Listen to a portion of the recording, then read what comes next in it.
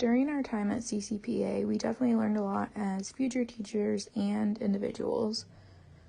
When we were with our students, we did have a lot of positives that came out of our instruction time. Some of these included introducing the activities and students handling them well. They did much better when we told them what they would be doing and what to expect from the day. We used daily plans up on the board that students could follow while we were working with them. They loved knowing what we were going to be doing, and that built their excitement. Another thing that went really well for us was building those relationships at the beginning of our time with them. They really didn't have an advocate for them in their general classroom, so I think our time with them showed them that people do care and there is always going to be someone that does care for them. By building those relationships, we also earned their respect because they knew that we were there to help them, and we were also people ourselves who were learning. So we were kind of helping each other, and they quickly realized that. Another positive thing that went well for us during our instruction time was the hands-on activities that we did with them. We learned very quickly that a reading passage or something that students did independently was not going to work for them. So we changed our lessons and used different hands-on activities that kept them intrigued and wanting to know more. When we did do this, they were completely different students, and they participated and finished all the work we needed them to do, and you could really tell that they really enjoyed them. One last strength that came from our time with the students, they were very interested because we used all subjects and included different ways that they could compare and contrast things within those subjects. They did not want to do the same subject over and over again, and we found that almost all of them really enjoyed science, so that became the sole subject that we did the most with, I think, and they wanted everything to do with it. The challenges that Carrie and Ashley and I noticed in the 6th grade classroom while being at CCPA was I think they can be broken down into two sections of what the students faced and what we faced as educators. So the challenges that some of the students faced that we noticed right away were they weren't comfortable with being with new teachers, and they didn't like getting pulled out of their math class in the morning because that was their one class that they all really seemed to enjoy. They didn't want to do a lot of the work that we had planned for them, which was very difficult because they would come in and they'd be like, oh, why do we got to do this and whatnot, and it was just very frustrating for them, but it was also frustrating for us to look at it and see the frustration on them because some of them just didn't know how to do it, and it looked like they hadn't learned how to do it. So that was just very disappointing, but very... It was kind of sad that they hadn't learned that stuff yet, being in 6th grade, and I think that was one of the challenges they faced, that they didn't know how to do it, so they weren't comfortable with doing it for us, especially since we were new people. The last thing that I really think that the students struggled with each other was working together and respecting each other. They were very, I wouldn't say disrespectful to each other. At some points they could be, but not every single day they were disrespectful to each other. And them just trying to understand how we wanted work to be done, I thought was very difficult for them to understand. So that was a big challenge that they had to face. Now, for the challenges that us three as teachers had to face was, for one, the first thing that all three of us said that when we got in there was, there's no discipline in the 6th grade classroom whatsoever. The teacher in the 6th grade classroom had no discipline. So that was very difficult because we knew we were going to struggle with discipline. It was also very difficult because the sixth grade math teacher, or the sixth grade teacher in general, was not cooperative like she should be. She was definitely not there to answer any questions that we had. She was just trying to have her things done her way. She didn't want us to pull them out of math because it was math time, but at the same time they needed to learn these things too. So it was just very difficult because she wasn't as cooperative as some of the other teachers, it sounded like. Another thing, as like I said before, students just didn't want to leave math. They really liked math. They had a math teacher come in who was very helpful for them and gave them specific praise constantly, which I think boosted their confidence. And that was the biggest thing for me, or for us, knowing that the students just didn't want to leave math, and that was difficult because we pulled them out of math every single time we were there.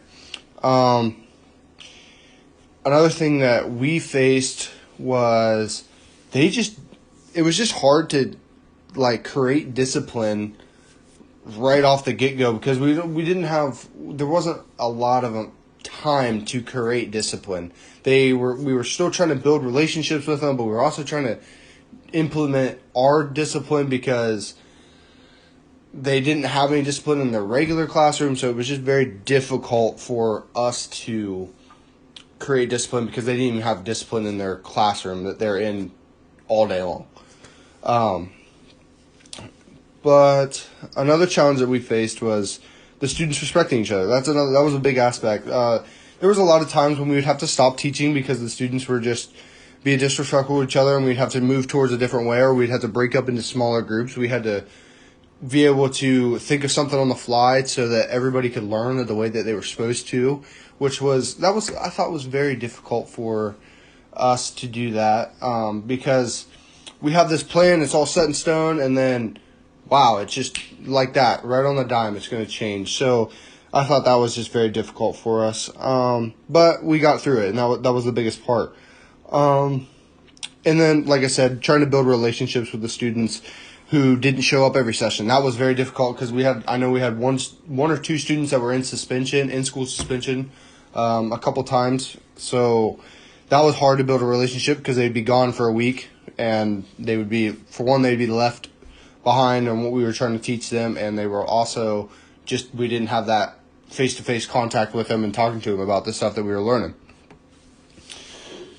Let's see. Another challenge that we struggled to was trying to keep the students to do their own work. They were very talkative and showing each other answers, and they shout out answers. They wouldn't raise their hand, which all comes back to the discipline part. But it was very difficult to gauge where the students were in what we've been learning because they didn't do stuff individually, which I found we had to start trying to break them up, and that still didn't even work. They would yell across the classroom. So we eventually ended up doing this activity that worked out that we could informally assess them, which was very helpful for us to see what we needed to learn. But then sadly, everything happened with the virus, so it got shut down, which was very disappointing because we knew what we needed to work on and what direction we were going to head. The last part that I found was I thought was really challenging, we thought was very challenging, was trying to keep a steady pace of what we were learning because, like I said, the students would shout out stuff. Some days they would come in and do their work, and then some days they would just be like, well, we're not going to do anything. That's just how they were. So we had to gauge on how we were going to keep the workload and what we were going to do and what kind of activities we were going to do at a steady rate because sometimes the students they showed up and they were not in the mood to work, and that was very difficult to get them to work once they were at that point. So that was also very difficult. And I think a lot of those challenges we faced, honestly, was due to the actual sixth grade teacher not having enough discipline in our classroom to help bring over some of that discipline to us because we were more disciplined than the actual teacher was. So it was just very difficult because of how uncooperative the sixth grade teacher was, I feel. And I honestly think Carrie and Ashley would feel the same way. My focus in this video is to talk about how our students have grown in the few weeks that we had with them. Honestly, every week was a little different considering we always had students in and out of our sessions. I'm not even sure we had all of our students at any given point. However, this made us able to focus on a few students at a time and truly see where they were at.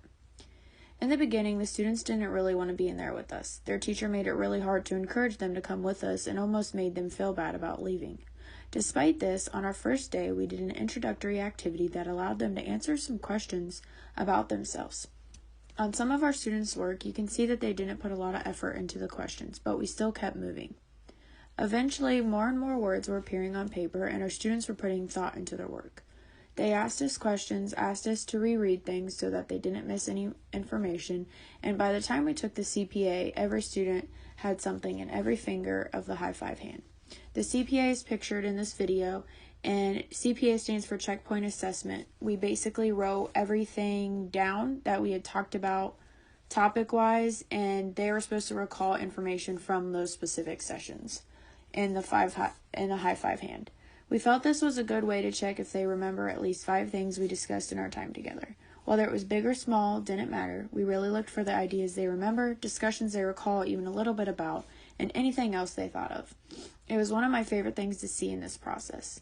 After this, we moved on to note-taking on biomes. I included Carrie's in the picture to show that we modeled everything we did with our students. Kobe and I also had different things that we did on paperwork to show the students how to do things. We did it with our biome coloring activity. We did it with our introductory activity. I think the only thing we didn't do it with was our checkpoint assessment, as we wanted the students to do that on their own. The work pictured here shows such a great amount of attention to detail that our students had developed over the short time we were together. Everyone took their time and wrote everything on their paper that Kobe and I had put on the board and that Carrie and I had read. We took different types of biomes, I believe 6 of them, and read selections, showed them pictures, and we even did a video from YouTube that introduced the idea of biomes. And it was really just to kind of learn about biomes before we moved into comparing and contrasting, as that was what our 6th graders had struggled with. Earlier, we did an activity moving around the room to find answers of comparing and contrasting, just to see if they understood the concept before we moved on to this, as we felt it was important that they understood the topic at hand before we used it in a bigger topic. So our goal with the biomes was to introduce them to biomes, teach them how to take notes, like I said, that Carrie, Kobe, and I all modeled for them.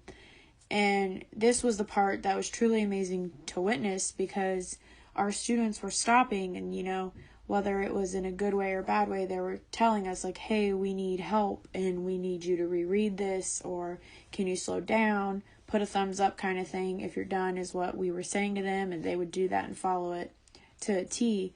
And you can see in the pictures, like, they put everything down that we put down. I can't get over how amazing it was and how they turned around from writing little to nothing on their papers to actually wanting to write down everything about biomes, because they had been excited about what we were going to do with that information.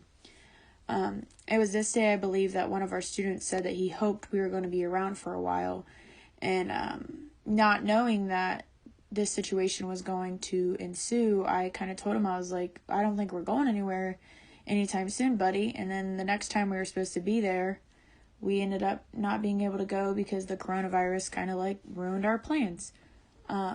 So I guess my hope is that they remember everything that we had taught them and continue to use the resources we gave them and the tips we gave them on note-taking in their classroom, and that someone is there to encourage them just like we were. One compare and contrast activity we did with our group is called the Four Corners activity, which we will see in the video.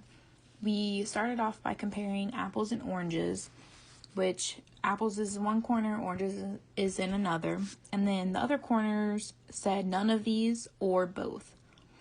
So each corner had a poster up that students would move to depending on the statement that we said. So for apples, we can say can grow in Ohio. So students would move over to apples. If we said grows in tropical climates, they would move over to oranges. If we said has seeds, they would move to both. And if we say has 2 eyeballs, they would move to none of these because obviously we know that they don't have eyeballs. So students would move to the corresponding corner depending on the statement that we said. And then we began implementing more than one topic. So we did apples and oranges and cats and dogs and different things that students would move to the corners or the one item that it was. So like Ashley had already talked about a little bit in her video, the last lesson that we left off with the students was about biomes.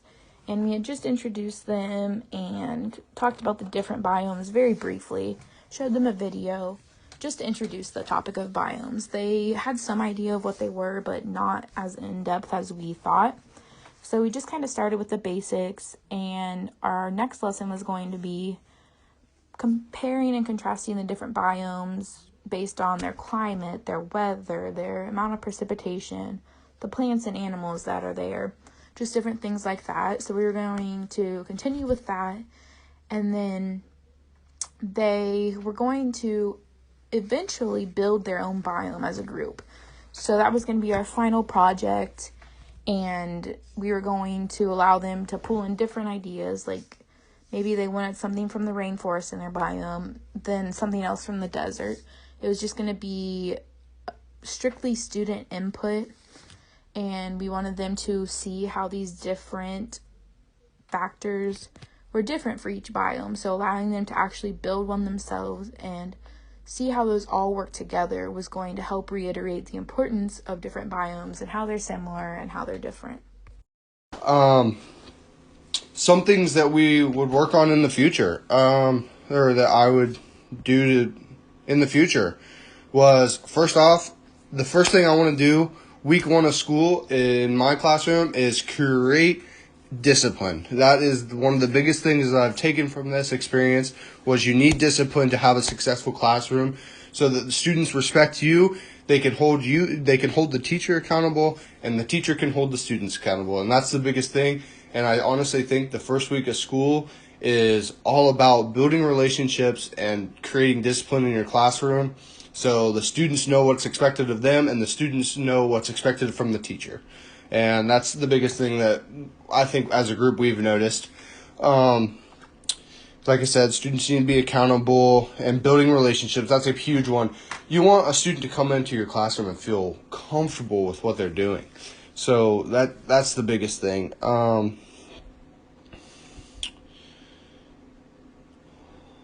The next thing would be, we had one student that was struggling with phonics in 6th grade.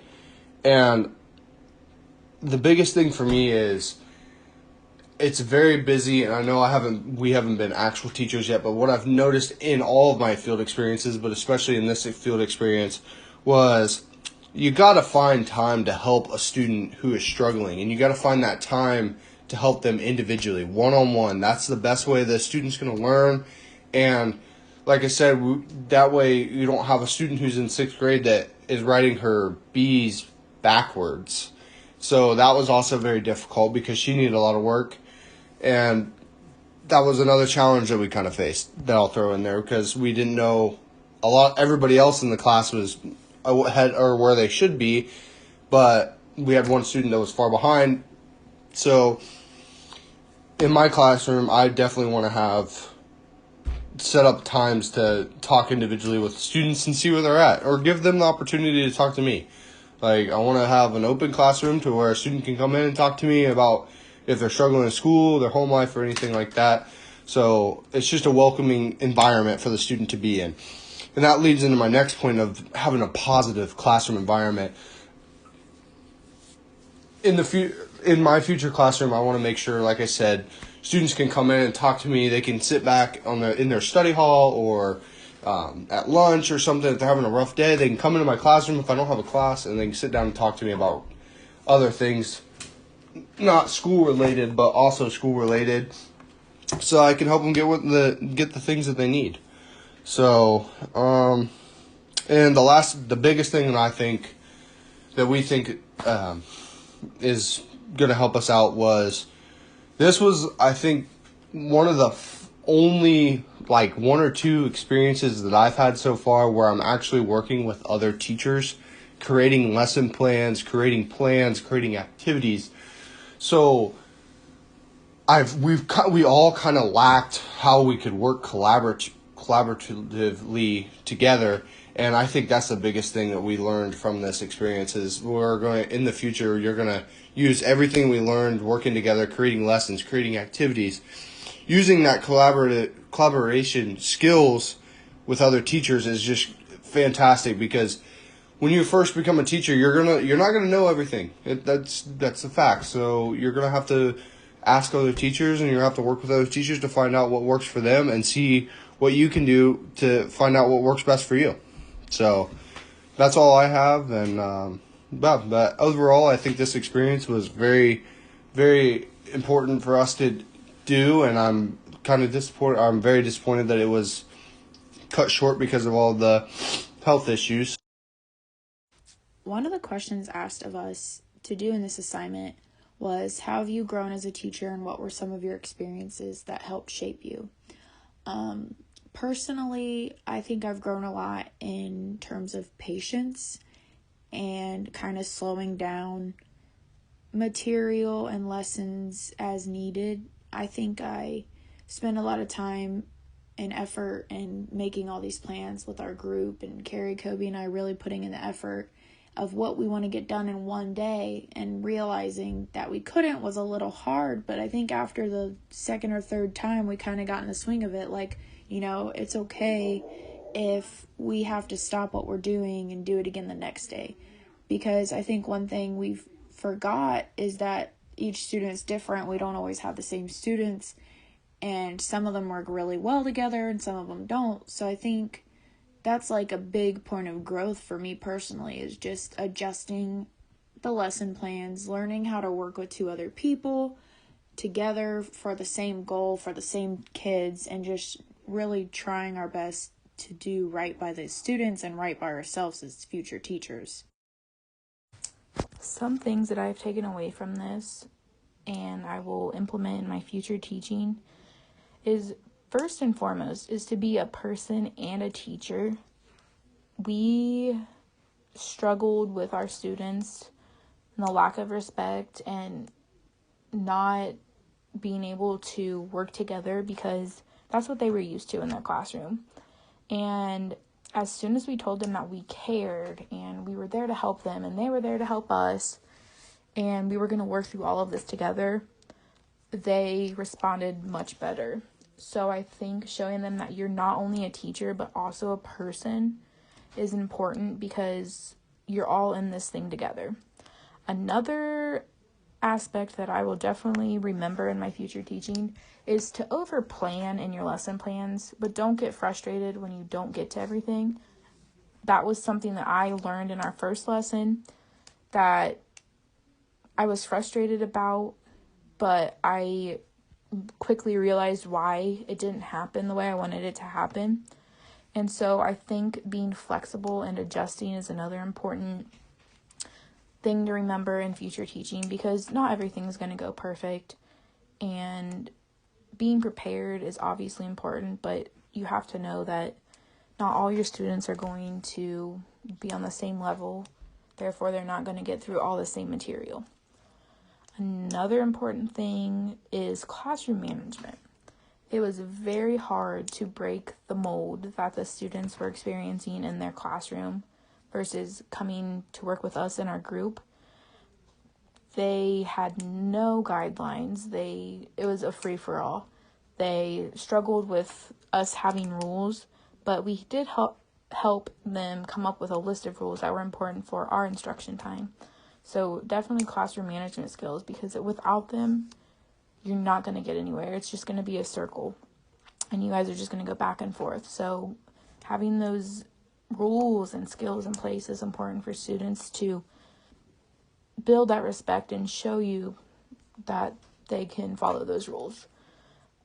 One last thing that I will use in my future teaching is building those relationships with all of your students, not just a select few, because it was clear to me that these students were suffering from a lack of a relationship with their teacher.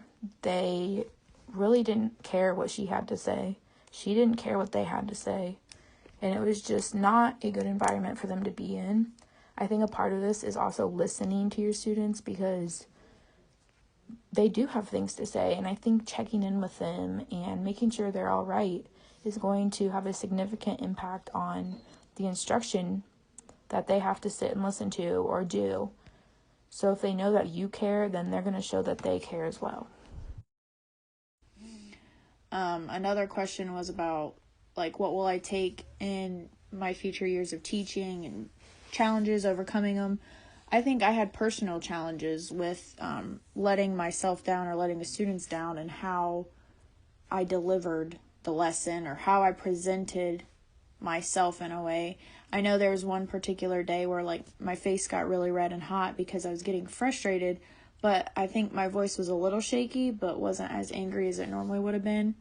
I think it was just hard for me to constantly remember, like, who I am and how I want to represent myself as a teacher, and, you know, really be there for the kids in any way I can.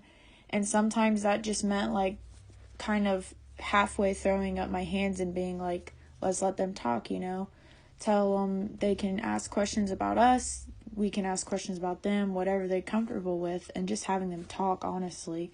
I think a lot of the times these students aren't heard, and I really wanted to give that to them. So though the first couple times it took really a long time to get them to actually do something educational, I think I kind of developed my own purpose in my mind that I really wanted to know the students, because if they have a lot on their chest coming into our session, they're not going to want to learn because they already have so much going on. And I think that's something I'll take with me in my future years of teaching, is just remembering that it's always okay to slow down and talk for a minute and make sure your students' mind's clear so they have room for all that information you want to give them. Personally, experiences with the students we had at CCAP was that I listened to the students, as we all did, and just truly made sure I understood where they were coming from before moving on with the lesson. And I want my classroom one day to be kind of like that safe haven area for students to talk to me and really get to know me, and I get to know them. And I think that's where education grows the most, is in areas where students feel safe and love learning. I also will take away some of the ways I saw our teacher and our principal interact with our kids at the school versus how I think it should have been handled or shouldn't have been handled. Though it's not my place to say, it definitely doesn't hurt to know that it definitely impacted my experience there. And I had a great time, and I don't think I'll ever forget those students. So one question we were asked was the growth that we made as a teacher. And I had many different areas that I made growth in. And one of these was being more patient. I didn't know what to expect coming into this, and the first day was very rough for me. And as we got further into it, I began realizing that all these students needed was an advocate and a person to be there for them and care and show them what they needed to learn. And I quickly realized that my patience increased a lot after working with our group, and that is definitely a good thing, because I have definitely been the person that rushes through things and wants to get through it all. I definitely realized that I needed to take more time to explain and show students what they should be doing and model for them, because that made a significant difference in the work that they did for us. Another growth that I made was co-teaching. I have never actually gotten the experience to do this yet at Capital, so I think this class really showed me what it was going to be like.